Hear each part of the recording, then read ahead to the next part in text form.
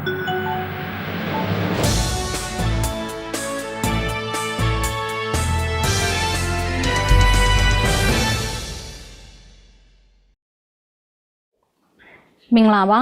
welcome to MITV special program Perspectives. For this show, we have invited our special guest of honor, Sia Uichen, in this studio. Minglawa, Sia. Minglawa. Thank you very much for joining us in this show. So for today's edition, our discussion will be focused on the improving the productivity of everything. So what do you mean by productivity? Please elaborate your concept. Productivity simply in layman's terms, in technical terms first, is the ratio of input to output. And the ratio output is on top and input is denominator. So, is how much you get out of the things that you put in. Yeah, so what you get out of all the resources that you have.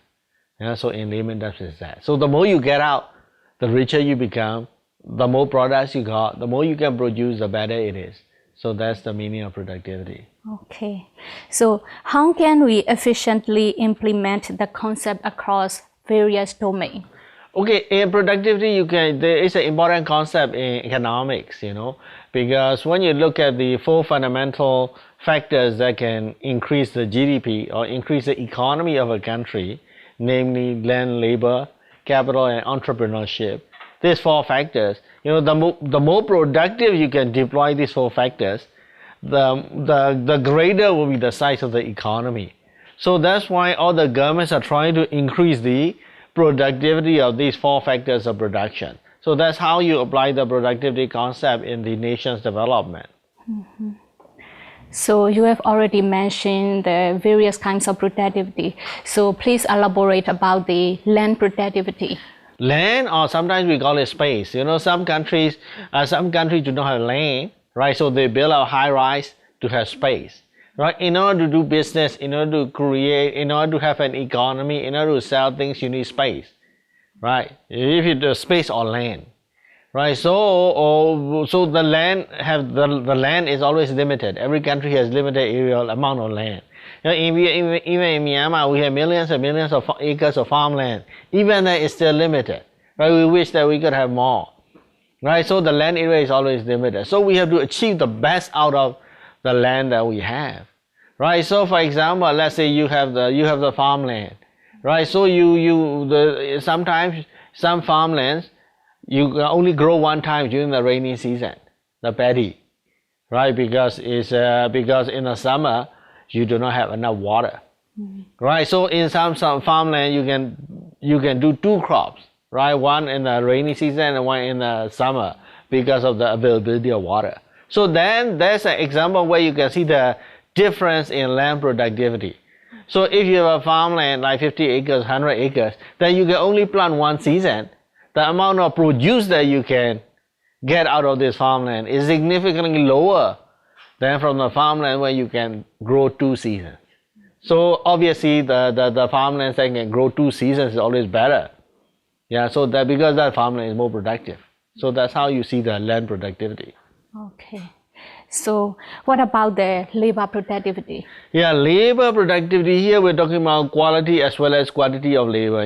If you don't have much, some countries don't have enough labor, then they decided to import the labors from outside.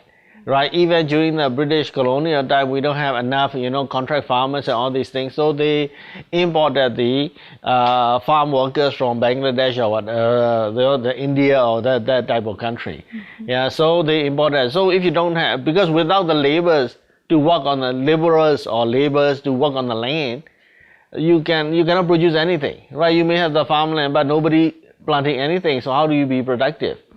Yeah, so that's the thing about labor. Obviously, in Myanmar, in terms of quantity, we have sufficient labor.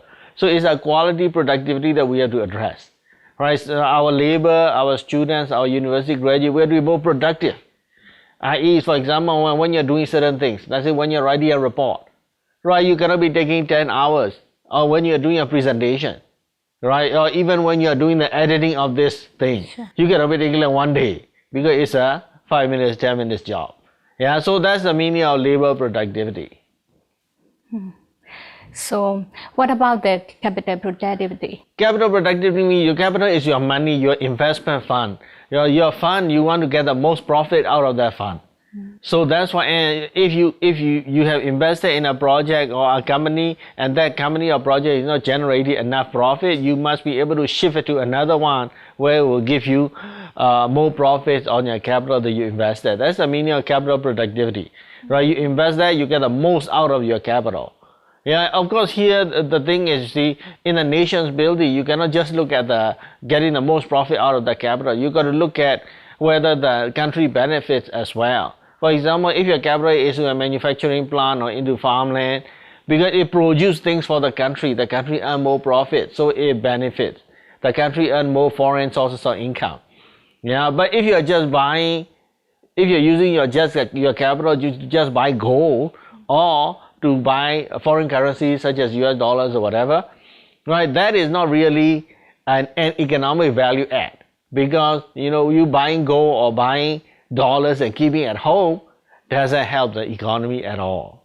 There is no economic value add by doing that. Sometimes even properties, sometimes if you just buy the land, right, you just keep the land and don't do anything with the land, that is not an economic value add, right? If you buy the land, you must do something with that land so that you produce something, you sell something.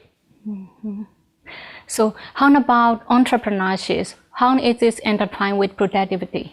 Yeah, entrepreneurship productivity is referring to, when the country need to have enough entrepreneurs, because without entrepreneurs or business people, you cannot develop the economy.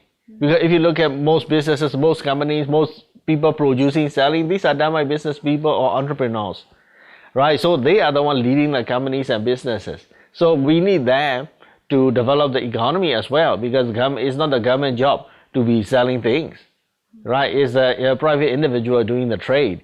So that's the economic development. How the entrepreneurs can be more productive. So they themselves, they have to be able to start business quickly. If the business is not profitable, you got to be able to close down the business properly, quickly as well. So that is the entrepreneurship productivity. And plus, they themselves have to be more qualified so that their learning curve. So you learn something, you make mistake, you quickly correct it, and then you try to be better. You try to produce more, right? From this place, let's say you're operating a pig farm or whatever. This year you produce 1,000 pigs. Next year you try to produce more. Yeah, so that's the meaning of entrepreneurship productivity as well. So you have already explained about the 4 types of productivity: land, labor, capital, and entrepreneurship. So what is the interconnections of these 4 factors with the economic growth and even for the wealth accumulation?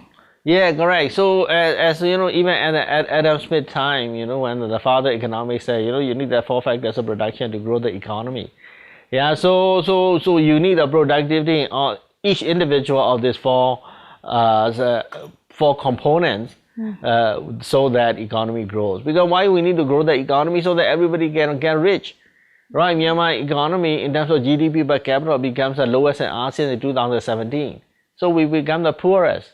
That's no good for us. So we need to grow our own economy by what? By doing what? By increasing the productivity in each component of that economic growth. Yeah, only then we can get rich. Right, so our objective is to produce, always to produce something, to produce more, to make something, to make more, to manufacture something, to manufacture more with the limited resources that we have. That's how we grow the economy and get rich. So in an individual level, what kind of action can we take for achieving this productivity? Well, at individual, when you are talking about individual level, individuals also have to be thinking of that, because individuals are also entrepreneurs, right? So individuals have to think of, okay, what each of us want to sell, what each of us want to make, what each of us want to produce, what each of us want to grow. So we need to do something for ourselves as well as for the country.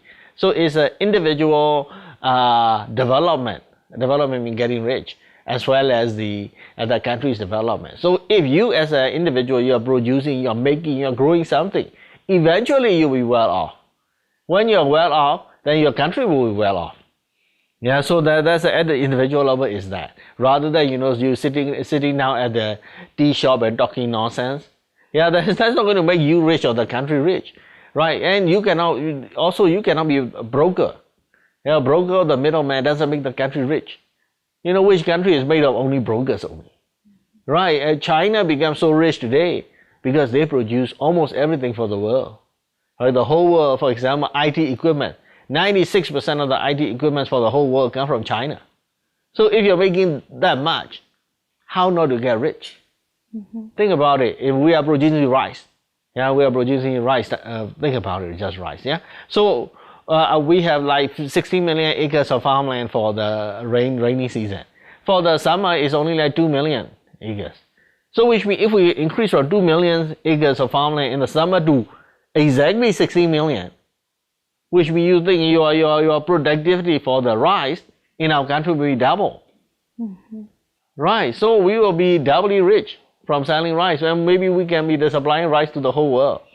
So that's how we should think of it. Then we don't have to, we'll have sufficient rice for the internal within the country consumption at reasonable price, and at the same time being able to export to the world also.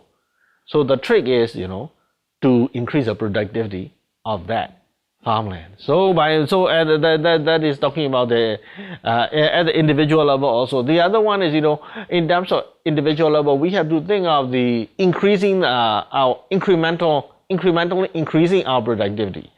Right, this year you can do this. Next year you must be able to do a little more. Next year you will do even more. So that's how we increase.